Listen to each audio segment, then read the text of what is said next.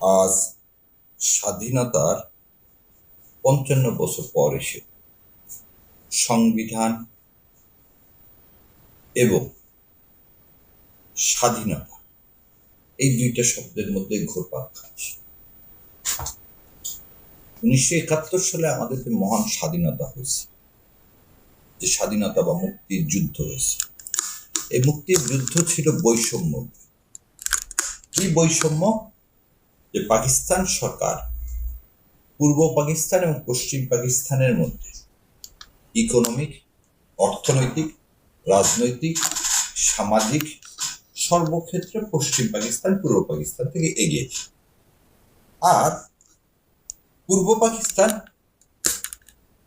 পশ্চিম পাকিস্তানের চেয়ে ডেভেলপ ছিল। এই ছিল মূল কথা।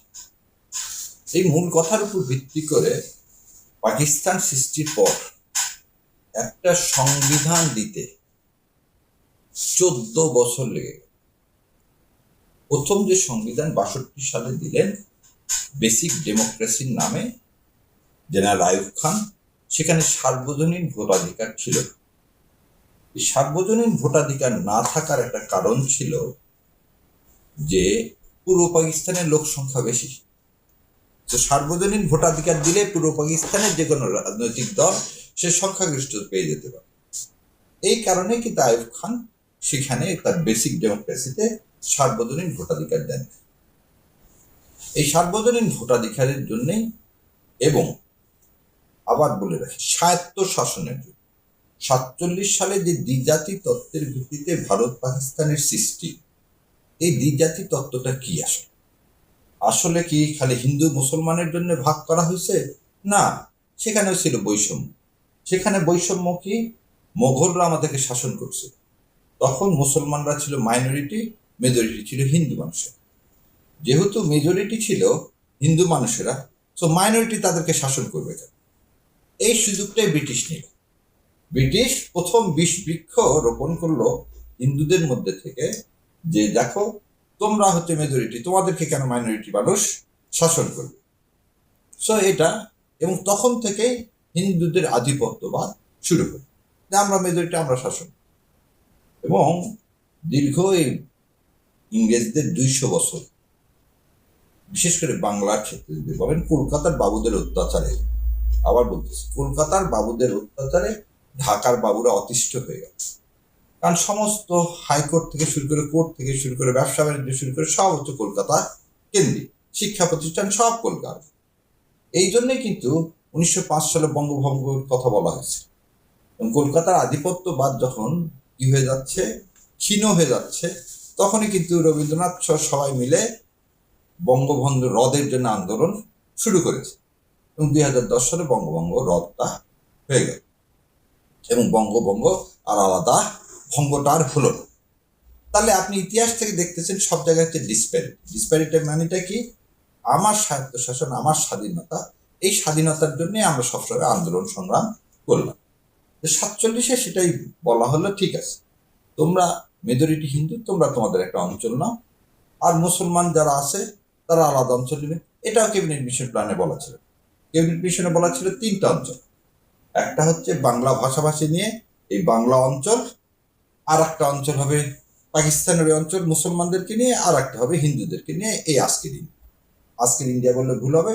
এই মেঘালয় থেকে শুরু করে, পশ্চিমবঙ্গ থেকে শুরু করে আসাম, বাংলা, বিহার, উড়িষ্যা যেটা ছিল, এটা নিয়ে বাংলা। এটা তো কারা মানেন? এটা নেহরু সাহেব মানেন। জিন্না সাহেব পাকিস্তানের ম্যাপ এবার ছিঁড়ে ফেলে দিচ্ছে।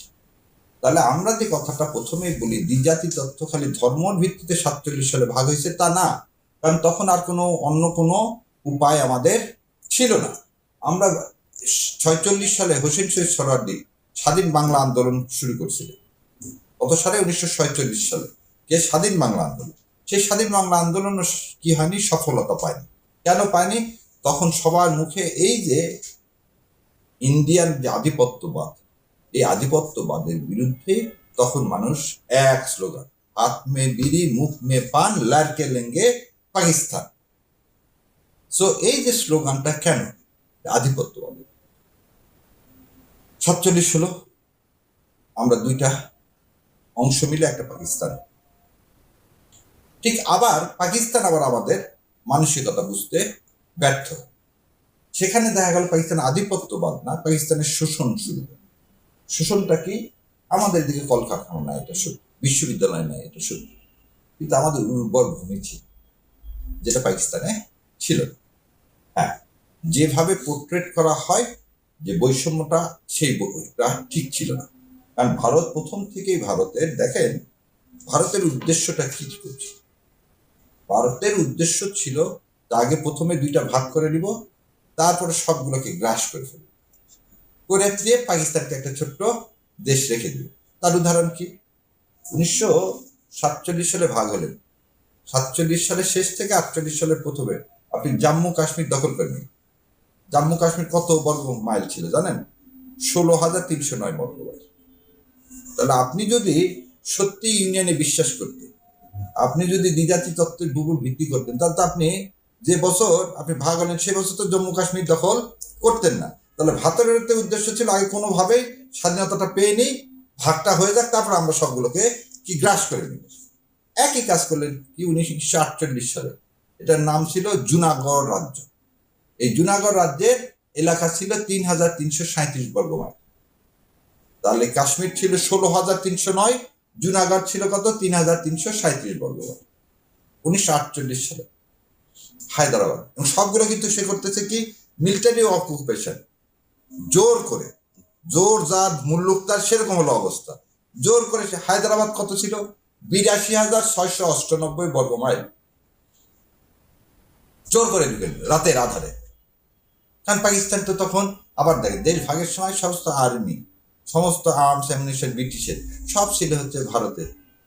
ফোর্ট উইলিয়াম দুর্গ পতন করছিল কোথায়? কলকাতায়। যা কিছু ছিল সব আমরা পাকিস্তানে কিছুই পাইনি।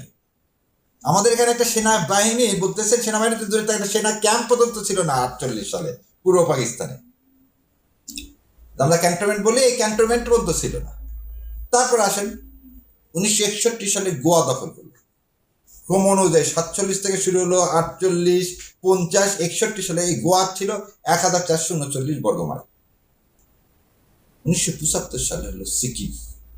সিকিম হচ্ছে 2,740 বর্গ। আচ্ছা, এর মাঝখানে একটা জায়গা বাদ, সেটা 1971 সাল। এই যে সেদিন আমি একটা সিনেমা দেখতেছি, ভারতের, আপনাদেরকে চ্যালেঞ্জ করে দেখায়, ভারতের কোনো ছবিতে দেখায় না যে 71 সালের যুদ্ধ বাংলাদেশের মুক্তি।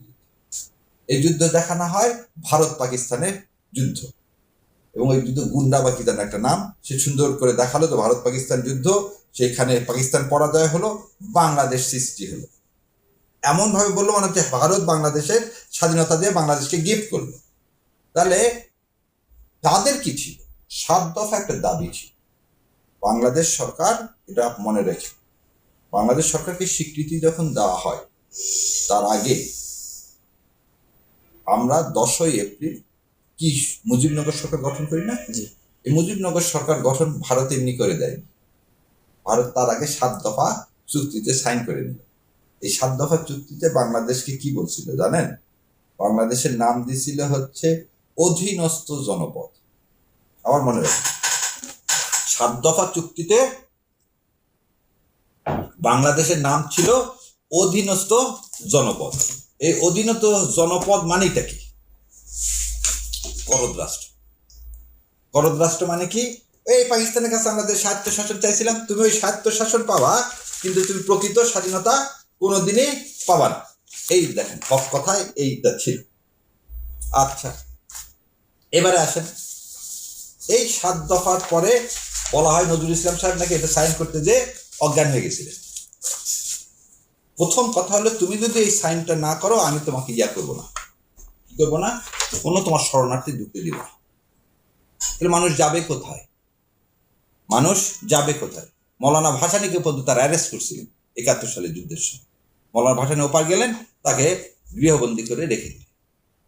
সো ভারত 47 থেকে 75 পর্যন্ত টোটাল 1,05,084 বর্গ মাইল, 1,05,084 বর্গ মাইল হচ্ছে তিনি কি করলেন? অধিগ্রহণ করলেন জোরপূর্বক। যেটা জার্মান বা পোল্যান্ডের মতো দেশের চেয়েও বড়। মানে আমরা যে দুই পাকিস্তান করছে, আমাদের চেয়েও দ্বিগুণ জায়গা ভারত কি করছেন 47 সাল থেকে 75 সাল পর্যন্ত অধিগ্রহণ করল। 62 সালে তার খুব স্বাদ হয়েছিল তিব্বত দখল করার। চীনের বাড়ি খেয়ে পিছিয়ে চলে আসলো। যদি তিব্বতটা দখল করতে পারতেন তাহলে ভারতের প্রথম থেকে ইন্টেনশনটা কি? আগ্রাসন। হচ্ছে আগ্রাসনবাদ। আগ্রাসন মানে কি? অন্যের স্বাধীনতাকে যে কখনো সম্মান করে না, যে অন্যের ভূমিকে নিজের মধ্যে নিয়ে আসতে চায়, যে অন্য মানুষের স্বীকৃতি দিতে চায় না, তাকেই বলা হয় কি? আগ্রাসন।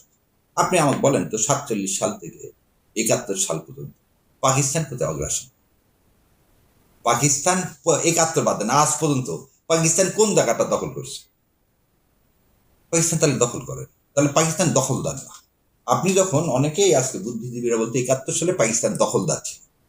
আরে আপনি তো পাকিস্তান, আপনাকে দখল করবে কি? দুই পূর্ব আর পশ্চিম পাকিস্তান মিলে তো পাকিস্তান। আর ভারত কলকাতার লোক কি বলবে যে ইন্ডিয়া দখলদার? তাহলে হবে? আপনি বরং কি বলতেছেন, আমি তোমার সাথে থাকবো না, তাই তো? 25 তারিখ পর্যন্ত, 25শে মার্চ পর্যন্ত শেখ সাহেব কি চাইছিলেন? শেখ সাহেব চাইছিলেন যে বাংলাদেশের মানুষের স্বার্থ শাসন। কিসের উপর ভিত্তি করে? 70 সালে ইলেকশনের উপর ভিত্তি করে। 70 সালে নির্বাচন হলো। নির্বাচনের পর কি হলো? নির্বাচনের পর আমরা সংখ্যাগরিষ্ঠতা পাইলাম, আমাদেরকে ক্ষমতায় যেতে দেওয়া হচ্ছে না, তালবাহানা করা হচ্ছে। তাহলে মানুষের জনগণের রায়ের প্রতিফলন যখন ঘটানো হয় না, তখনই কি হয়? বিস্ফোরণ হয়, এবং তখনই কি হয়? বিপ্লবের সূচনা হয়।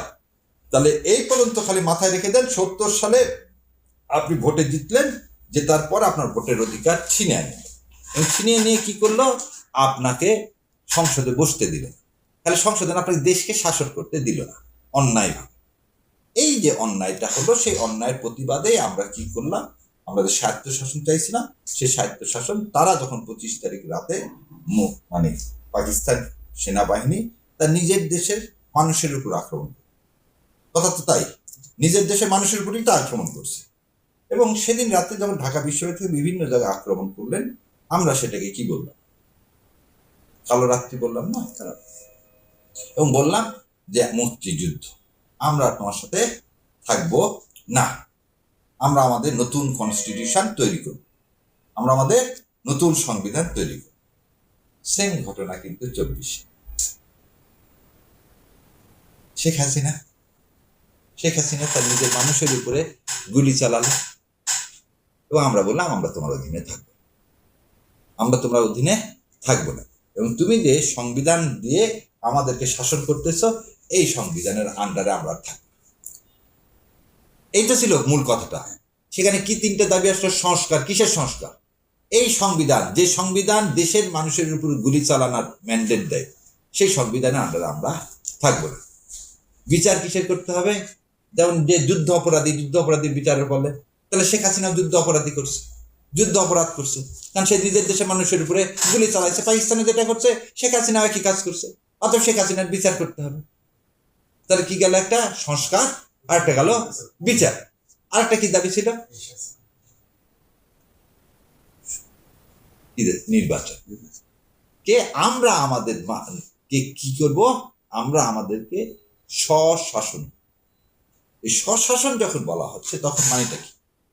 স্বশাসন মানে হচ্ছে আমি আমার নিজেকে এই বিপ্লবের ফসল দ্বারা শাসন। এই তো হলো কনসেপ্টটা। তাহলে এই কনসেপ্টে আপনি দাঁড়ায় আছেন। তাহলে 71 আর 24-এর মিলটা কোথায়? আজকে তারা বলতেছে 71-কে 24-এর সাথে মিলায় না, এই কথা বললে হবে। 71 এবং 24 দুটো আলাদা। এর সাথে 90-এর আন্দোলন, 96-এর আন্দোলন, এগুলোর সাথে মিলিয়ে কোনো লাভ নেই, কারণ এইগুলোতে কোনদিন এরশাদ সাহেব পাখির মতো মানুষ হত্যা করেনি। নিজ দেশে মানুষের উপর আপনি হেলিকপ্টার দিয়ে, তার মানে কি মরণাস্ত্র দিয়ে, আপনি একটা জিনিস খেয়াল করেন, মরণাস্ত্র ইউজ করেন কখন? যুদ্ধকালীন সময়। তাহলে দেশে একটা যুদ্ধকালীন সময় ছিল জুলাই মাসে, যে যুদ্ধকালীন সময় ভারতীয় আধিপত্যবাদ শক্তি, মানে ভারতের সমর্থনে তো শেখ হাসিনা ছিল। তাহলে ভারতের সাথে যুদ্ধটা কার? বাংলাদেশের জনগণের। 71 সালে হলো পাকিস্তানের সাথে বাংলাদেশের জনগণের যুদ্ধ, পাকিস্তানি শাসকদের সাথে। আর এবারের যুদ্ধটা হলো আমাদের 24-এর ভারতের শাসকদের সাথে আমাদের যুদ্ধ। আপনারা খালি খেয়াল করে দেন, 71 সালে যারা এখানে ক্ষমতায় ছিল, তার নাম কি মালেক সরকার, তারা কি অবাঙালি ছিল? মালেক সরকার কার সরকার? আব্দুল মালেক ডাক্তার তো বাঙালি, এবং ওই সরকারের যে 14 জন মন্ত্রী ছিল তারা সবাই তো বাঙালি, পাকিস্তানি তো ছিল না। তারা আমরা কিন্তু বলতেছি যুদ্ধ কার সাথে হচ্ছে? পাকিস্তানের সাথে হচ্ছে। তা আমারই লোক তো, কি জন্যে? তারা পাকিস্তানকে সমর্থন করছে, সেজন্য আমরা বলছি কি পাকিস্তানের সাথে যুদ্ধ। আর এবারে দেখেন আপনি, একই কাজ হয়েছে ভারতীয় আধিপত্যবাদের বিরুদ্ধে। কেন বলতেছি? ভারতের কাছ থেকে সাহায্য সহযোগিতা নিয়ে হাসিনা 15 বছর বিনা ভোটে শাসন করছে। এবং আপনারা এটাও খেয়াল করে দেখেন, রাস্তায় কিন্তু তখন অনেক মানুষকে আমরা দেখতে পাইছি যারা হিন্দিতে কথা বলছে। এবং 5 তারিখে আপনারা এটাও জানেন যে অনেকজন এয়ারপোর্ট দিয়ে চলে গেছে স্পেশাল প্লেনে ভারতে। তার মানে কি, 24-এর যে যুদ্ধ, এই যুদ্ধ হচ্ছে ভারত আধিপত্যবাদের বিরুদ্ধে, 71-এর যুদ্ধ ছিল পাকিস্তানের আধিপত্যবাদের বিরুদ্ধে। তাহলে এই দুটা কি জনযুদ্ধ? এই দুটাই জনযুদ্ধ, একে ভাগ করার কোনো সুযোগ নাই। তাহলে পাকিস্তানের যে যুদ্ধটা হয়েছিল 71 সালে, সেটার ছিল কি 62 সংবিধান আমার ভাত ও ভোটের অধিকার কেড়ে নিছে। আর 24-এর জনযুদ্ধ কার বিরুদ্ধে? এই 72-এর ইন্ডিয়ার কনস্টিটিউশনের বিরুদ্ধে। বোঝা গেছে? এবার আসে এই সংবিধানটা কি? সংবিধানটা মানুষকে আমি অনেক সময় বলি, আচ্ছা এই সংবিধান পৃথিবীতে, আমি কি বললাম প্রথমে, 47 সালে আপনি জন্ম হয়েছে, 62 সালের আগ পর্যন্ত পাকিস্তান সংবিধান দিতে পারেনি। কত বছর লাগছে?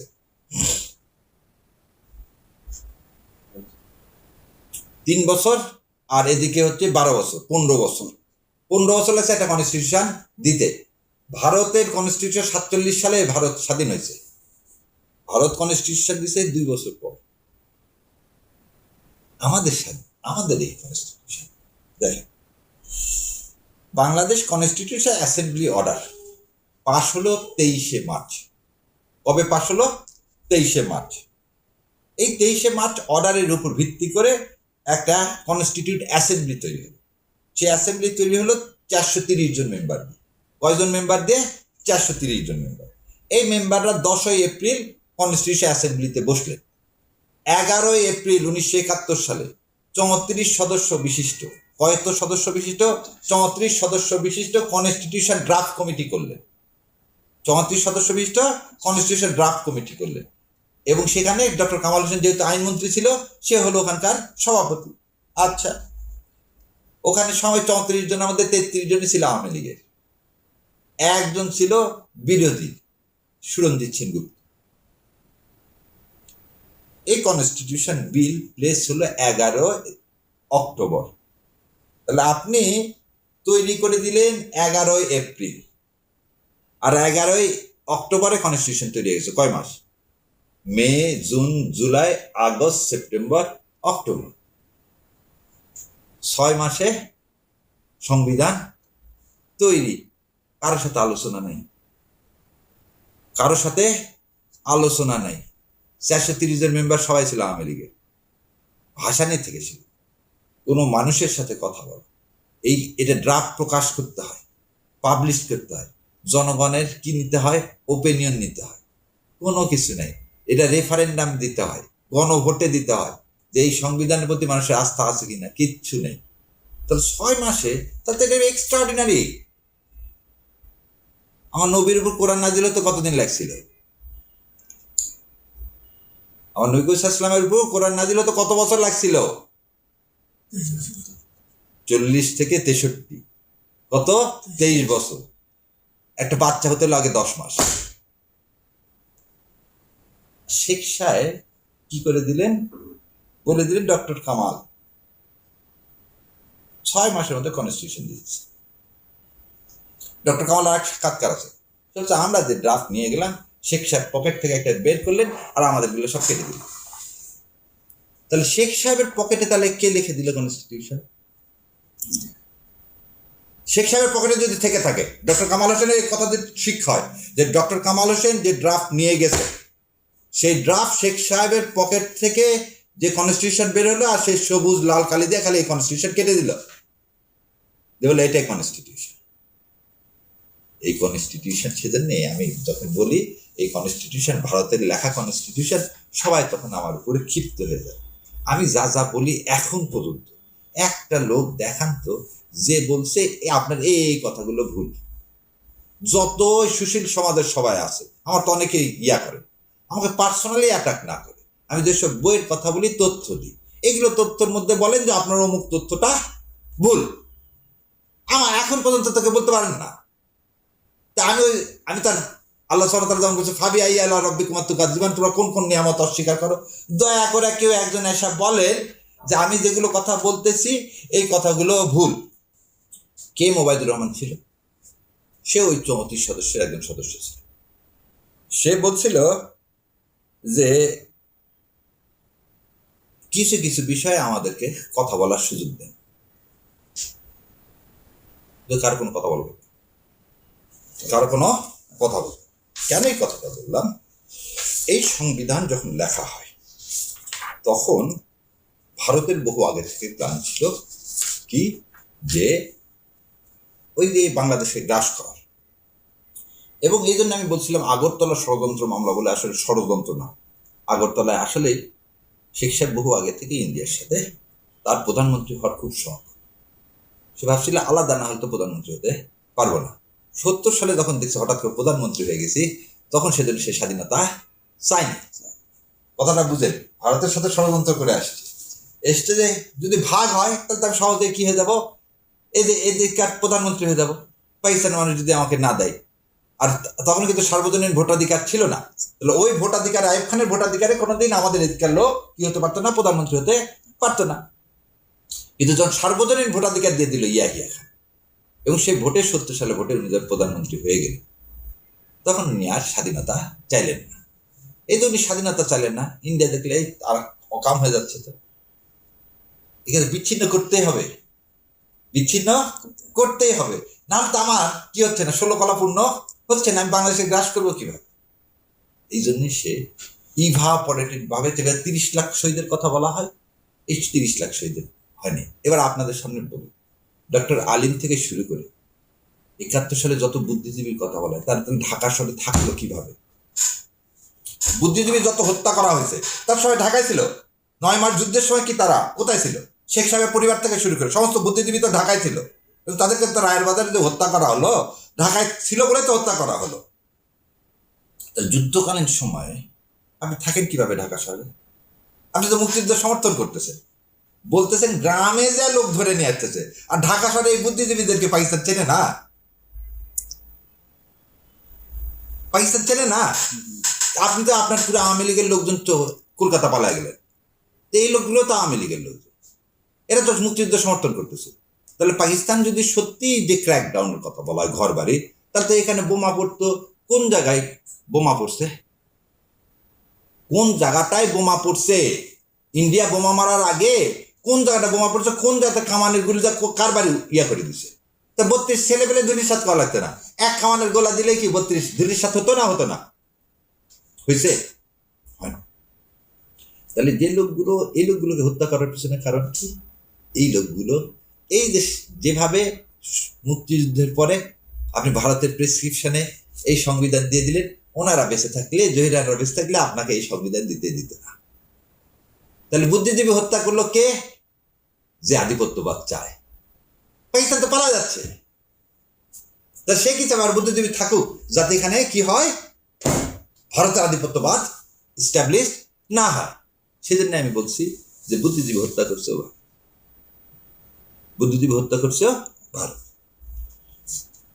এবার আসেন আপনি, এই কনস্টিটিউশন লিখে দিল কি?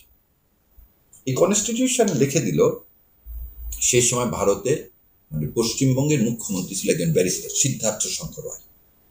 ইন্দিরা গান্ধী একটা উইংস আছে, যে উইংসটা এখনো আছে, তাকে বলা হয় সাউথ ব্লক। কি বলা হয়? South block. পার্লামেন্টের একটা জায়গায় আছে যারা বাংলাদেশ লুক আফটার করে, এই বাংলাদেশ লুক আফটার করে যারা, তাদেরকে বলা হয় সাউথ ব্লক। আবার বুঝেন, খালি বাংলাদেশ কিভাবে চলবে এখানে ওখানেতে এই গবেষণা হচ্ছে। বাংলাদেশ কে মন্ত্রী হবে, কে এমপি হবে, বাংলাদেশের কত টাকা কোথায় থেকে আসলো না আসলো, আমি কোথায় কথা বললাম না বললাম, এগুলো সব দেখার জন্য, রেকর্ড করার জন্য কে আছে? একটা জায়গা আছে, সেই জায়গাটার নাম সাউথ ব্লক। আপনি একটা স্বাধীন দেশ বাংলাদেশ, আপনার কি করতেছেন না করতেছেন আর এক দেশ দেখবে কেন? কোনোদিন না বিএনপি না আওয়ামী লীগের প্রতিবাদ করছে? অ্যাম্বাসেডরকে ডেকে নিয়ে এসে বলছে সাউথ ব্লক আপনি বন্ধ করেন। আমার দেশে ইন্টারনাল অ্যাফেয়ার্স নিয়ে আপনারা তো চিন্তা করেন। ভারতের যত লোকের কথা পাবেন, ইনক্লুডিং প্রণব মুখার্জি সহ, সব জায়গায় ক্লিয়ার কথা আছে, এই সাউথ ব্লকের কথা আছে। জেএনজি সিট থেকে শুরু করে যারা আছে, এই যুদ্ধের আগে থেকে সাউথ ব্লক তৈরি করা আছে। তখন সেটা তৈরি করা আছে কিভাবে বাংলাদেশকে ভাগ করা যায়, আর তারপর থেকে বাংলাদেশে কিভাবে আধিপত্যবাদ করা যায়, করদ্রাস্ত্র করা যায়। যে এই সিদ্ধার্থ শঙ্কর রায়কে ওই সাউথ ব্লক দায়িত্ব দিল। সিদ্ধার্থ শঙ্কর রায় তখন এই ডক্টর কামাল হোসেনদেরকে বললেন, তোমাদের কনস্টিটিউশন রেডি করা আছে, তোমাদের কনস্টিটিউশন রেডি করা আছে। কে লিখে দিছে? সেও একজন ব্যারিস্টার, নাম করা লয়ার সুব্রত চৌধুরী। সে জেনিং চেম্বার থেকে এই কনস্টিটিউশন লিখে নিয়ে আসছে। এই সেই কনস্টিটিউশন, এই সেই কনস্টিটিউশন। এই কনস্টিটিউশন আপনি কি কি পাইছেন? এই কনস্টিটিউশন হওয়ার পরে একদলীয় শাসন পাইছেন, দুর্ভিক্ষ পাইছেন, জাল ভোট পাইছেন ৭৩ সালে। বাংলাদেশে ৭৩ থেকে আজ অবধি কোন ভোটে ইলেকশন ইঞ্জিনিয়ারিং হয়?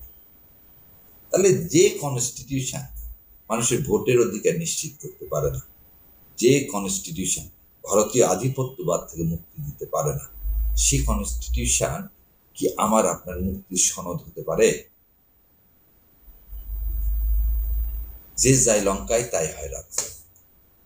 এই জন্য বলা হয়েছে যে এই কনস্টিটিউশনের বিরুদ্ধে আমার যুদ্ধ। এই যুদ্ধের কারণে আমরা সবাই কি বলছি, এক হয়েছি কিসে? ৫ই আগস্ট বা ৩৬শে জুলাই। সেটির যুদ্ধটা কি ছিল? মানচিত্র আর পতাকা পাইছে, কিন্তু ভারত আধিপত্যবাদ মুক্ত হয়নি। এই ভারতীয় আধিপত্যবাদ মুক্ত, তার মুক্ত হওয়ার জন্য কি লাগবে? একটা নতুন কনস্টিটিউশন তৈরি করতে। সেই জন্যে এই ২০০ দিনের মতন চা বিস্কিট খেলেন সরকারের, বিএনপি সহ সমস্ত রাজনৈতিক দল করে আপনারা কি করলেন?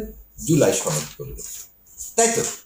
তখন কিন্তু কেউ বলেননি না এটা তো কনস্টিটিউশনের মধ্যে নাই, আমরা বসতে পারবো না, বলছেন? বলেন। তাহলে আজকে যখন আপনি বলতেছেন কনস্টিটিউশনের মধ্যে নাই, তাহলে এটাকে কি বলা হয়? বিশ্বাসঘাতকতা। কেন ৯১ সালে আপনি বিশ্বাসঘাতকতা করছেন? ইতিহাসের নাম কি? ইতিহাস হচ্ছে সবসময় পুনরাবৃত্তি। কেউ ইতিহাসের কথা মনে রাখে। ৯৬ সালের ১২ ফেব্রুয়ারি আপনি ক্ষমতায় এসে আপনি থাকতে পারেন। ২০০৬ সালে এক জাজ সাহেবের ২ বছরের বয়স বাড়ানোর জন্য আপনাকে কত বছর? ২২ বছর ক্ষমতার বাইরে থাকতে হয়েছে, এবং আপনার হাজার হাজার নেতাকর্মীর প্রাণ দিতে হয়েছে। আপনি ভুলে গেছেন সেটা। সেই কারণে আপনি তো ক্ষমতায় চলে গেছেন দাদা বাবুদের পরামর্শে। দাদা বাবুদের পরামর্শের বাইরে যেতে আপনি জুলাই সনদ করতে পারছেন না, এই কথাটা বলে দেন। দাদা বাবুর কথা রাখবেন, দেশের মানুষ ফেলে দিবে। দেশের মানুষের কথা রাখলে দাদা বাবু ফেলে দিবে। এই জায়গায় এখন আছেন কি? সালাউদ্দিন। এখন কুল রাখি না শ্যাম রাখি, ওই জন্য উনি এই সংসদে খালি সংবিধান সংবিধান সংবিধান করে যাচ্ছে, যে সংবিধানে আমার আপনার মুক্তির সনদ না। আমার আপনার মুক্তির সনদ হচ্ছে এই জুলাই সনদ, এবং এটার ডেডলাইন হচ্ছে ১২ই এপ্রিল। ১২ই এপ্রিল যদি এই জুলাই সনদ পাশ না হয়, রাস্তায় নামা ছাড়া কোনো গতি নেই, কোনো গতি নেই। তাহলে রাস্তায় যদি আবার আসতে হয়, এর জন্য আমি দায়ী করি ছাত্রদেরকে। সেদিন যদি ছাত্ররা এবং বাংলাদেশ জামায়াতে ইসলাম কোনোভাবে উচিত হয় এই এগ্রি করা, ভারত বিএনপিকে বিশ্বাস করে, কারণ আপনি তো জানেন যে বিএনপি ভারতের এজেন্ডা বাস্তবায়ন করতেছে। তাহলে আপনি সেদিন কেন বললেন না যে রেফারেন্ডাম সংস্কার ছাড়া আমি ইলেকশনে যাব না? আপনি তো জানেন যে সমস্ত মিডিয়া এই চাল চালতেছে যে ইলেকশন ডিলি করতে চায় জামাতে ইসলাম আর এনসিপি, কারণ তারা জিততে পারবে না। আপনি ওই জায়গাতে যেতেনই না। আপনি প্রথম কথাতে স্টিক থাকতেন যে আগে সংস্কার, গণভোটে যাবে, সংস্কার আদেশ পালন হবে, তার ভিত্তি করে নতুন কনস্টিটিউশন হবে, সেই কনস্টিটিউশনের উপরে আমি নির্বাচন করব। তার আজকে এই অবস্থা হয় না। আপনাকে তো আবার ওই জায়গাতেই যেতে হবে। আজকে আমি আন্দোলন করলে কি করব? প্রথমে বলবো জুলাই সনদ বাস্তবায়ন করো। জুলাই সনদ এই কনস্টিটিউশনের আলোকে বাস্তবায়ন করা যাবে না, কারণ আপনি পুরো কনস্টিটিউশন চেঞ্জ করতে চাচ্ছেন। ওই জন্য বলা আছে সংস্কার, সংবিধান কি করার জন্য না, অ্যামেন্ডমেন্ট মানে কি? পরিবর্তন। কতটুকু পরিবর্তন করতে তা বলা আছে। আপনি তো চাচ্ছেন সংস্কার, সংস্কার যখন করতে যাবেন সেটা এই সংবিধানের আলোকে হবে না। সেই জন্যই বলতেছি, আবার আপনাকে ফিরে যেতে হবে, আবার আপনাকে গণমানুষের সরকার তৈরি করতে হবে, এই সরকারকে উচ্ছেদ করতে হবে, করে আপনাকে কি করতে হবে, নতুন সংবিধান লিখে তার আলোকে নির্বাচন করতে হবে। তো সেই জায়গাতেই আমরা যাচ্ছি, এটা হচ্ছে দুঃখ। এই জন্যই আমার মনে হয়, আমার বিশ্বাস যে 12ই এপ্রিলের মধ্যে যদি বিএনপির পদোদয় না হয়, তাহলে এই দেশটা আবার একটা কি অনিশ্চয়তার দিকে এগিয়ে যাবে। আমরা কি অনিশ্চয়তা কাম্য।